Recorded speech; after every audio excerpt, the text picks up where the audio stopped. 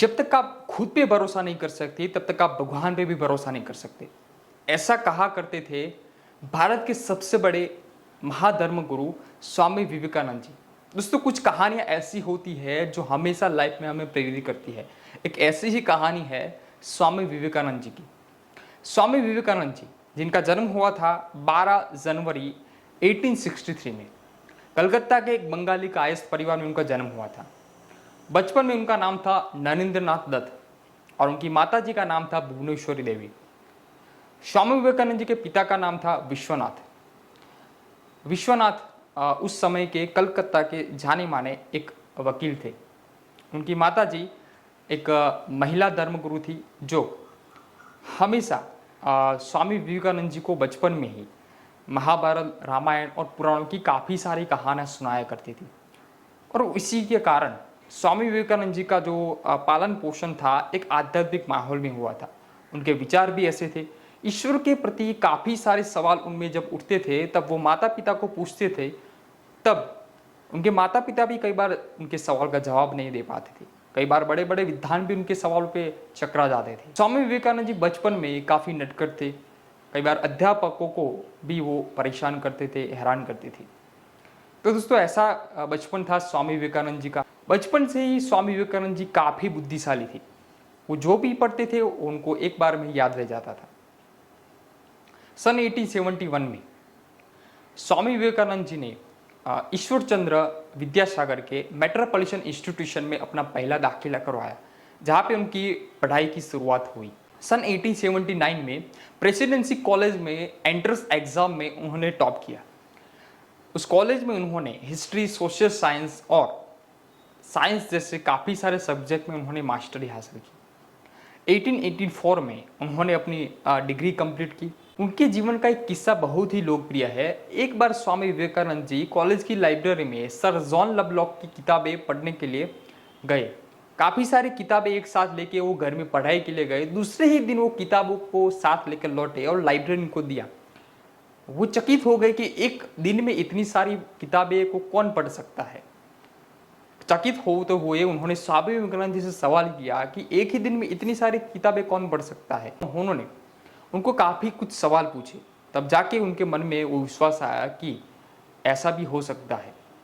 तो ऐसे बुद्धिशाली व्यक्ति थे स्वामी विवेकानंद जी। सन 1881 में स्वामी विवेकानंद की रामकृष्ण परमहंस जैसे एक धार्मिक गुरु के साथ मुलाकात हुई। जब भी वो एक साथ बैठते थे, आध्यात्मिक चर्चा करते थे। उन्हीं के कारण रामकृष्ण परमहंस के काफ़ी विचारों की गहरी असर स्वामी विवेकानंद जी के विचारों पर पड़ी और स्वामी विवेकानंद के जीवन में काफ़ी कुछ विचारों में बदलाव आया और एक आध्यात्मिक गुरु बन गए।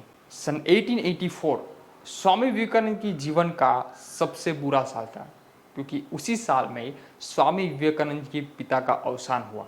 पिताजी ने बहुत सारे लोगों से उधार लिया था, तो पैसों मांगने के लिए लोग स्वामी विवेकानंद जी के पास आते थे। स्वामी विवेकानंद जी बहुत परेशान रहते थे। इसी के कारण वो नौकरी की तलाश में इधर उधर भटकते रहते थे, लेकिन उनको नौकरी न मिलने के कारण उनको असफलता मिली। परेशान होकर वो रामकृष्ण परमहंस के पास जाता है और जब रामकृष्ण परमहंस को समझाते हैं और भगवान को प्रार्थना करने के लिए बोलते हैं, वो मंदिर में जाते हैं, भगवान को प्रार्थना करते हैं। पैसों की इस लौकिक जीवन को वो छोड़ना चाहते हैं और ईश्वर को अपनाना चाहते हैं। ऐसे विचार के साथ वो मंदिर में प्रार्थना करते हैं। उसी दिन से उनके मन में लोगों के प्रति सेवा के बारे में विचार आता है और वो लौकिक जगत को छोड़कर आध्यात्मिक जगत में चले जाते हैं और उस दिन से लोगों की सेवा करने के लिए प्रतिज्ञा लेते हैं।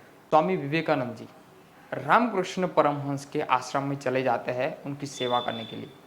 रामकृष्ण परमहंस के आश्रम में लोगों की सेवा करते हैं और कुछ ही समय के बाद, कुछ ही दिनों के बाद सन 1885 में रामकृष्ण परमहंस बीमार होते हैं। उनको कैंसर की बीमारी लग जाती है। रामकृष्ण परमहंस के जाने के बाद उन्हीं के विचारों को अनुकरण करने की स्वामी विवेकानंद जी प्रतिज्ञा लेते हैं और उसी दिन से उनका नाम नरेंद्रनाथ दत्त से स्वामी विवेकानंद जी रखा जाता है। लोगों की सेवा करने के एक विचार को लेकर वो सन 1888 में भारत की यात्रा करने के लिए निकल पड़ते हैं। अलग अलग शहर में जाके लोगों की सेवा करते हैं। लोगों को धर्म का ज्ञान देते हैं। सन 1893 में अमेरिका के शिकागो में एक विश्व धर्म परिषद होती है। वहाँ पे भारत के एक प्रतिनिधि की ओर से स्वामी विवेकानंद जी वहाँ पे जाते हैं प्रवचन देने के लिए। लेकिन अमेरिका यूरोप के जो देशवासी है वो भारत के देशवासियों को अवगणना करते हैं और वो यही चाहते हैं कि स्वामी विवेकानंद जी को स्टेज पे बोलने का समय ना मिले। लेकिन अमेरिका के एक प्रोफेसर की जद्दोजहद के कारण स्वामी विवेकानंद जी को समय मिलता है परिषद में धर्म के प्रति ज्ञान देने के लिए। उसी दिन स्वामी विवेकानंद जी भारत की लोकप्रियता, भारत के प्रति जो उनका विचार है, लोगों के प्रति उनका जो विचार है, जब वो सामने रखते हैं तब अमेरिका के सारे लोग खड़े हो जाते हैं। 2 मिनट तक लोग तालियां बजाते हैं, उनको सम्मान देते हैं। उसी दिन से पूरे अमेरिका में स्वामी विवेकानंद का एक नाम बन जाता है, लोगों में उनकी ख्याति बढ़ जाती है और 3 साल स्वामी विवेकानंद जी अमेरिका में अलग अलग जगह पे जाते हैं, लोगों को विचार बांटते हैं और लोगों की सेवा करते हैं। और ऐसे ही भारतीय संस्कृति को आगे बढ़ाने वाले, लोगों में एक अच्छे विचार डालने वाले, लोगों को प्रेरणा देने वाले स्वामी विवेकानंद जी आज भारत के सबसे बड़े धर्मगुरु है। सन 1894 में स्वामी विवेकानंद जी की यात्रा खत्म हो जाती है कुछ स्वास्थ्य खराब होने के कारण और आखिर में 4 जुलाई 1902 बेलूर मठ वेस्ट बंगाल में स्वामी विवेकानंद जी इस दुनिया को छोड़कर चले जाते हैं। तो ऐसे ही धर्मगुरु जिन्होंने भारतीय संस्कृति को आगे बढ़ाया है, जिन्होंने लोगों को प्रेरणा दी है, जिन्होंने एक ऐसा सूत्र दिया जो आज भी लोगों के मन में है। स्वामी विवेकानंद जी कहते थे, उठो जागो और तब तक काम करो जब तक आप अपना लक्ष्य प्राप्त न कर लो। तो ऐसे ही महान विचार देने वाले, ऐसे ही लोगों को प्रेरणा देने वाले स्वामी विवेकानंद जी को मेरा सलाम। दोस्तों कमेंट करके जरूर बताना आपको ये कहानी कैसी लगी। अगर आपको ये कहानी अच्छी लगी तो आपको इस कहानी क्या क्या सीख मिली वो कमेंट करके जरूर बताना। और आप किन किन लोगों की बायोग्राफी सुनना चाहोगे वो भी कमेंट करके जरूर बताना। वीडियो को देखने के लिए, लाइक और सब्सक्राइब करने के लिए आपका बहुत बहुत धन्यवाद।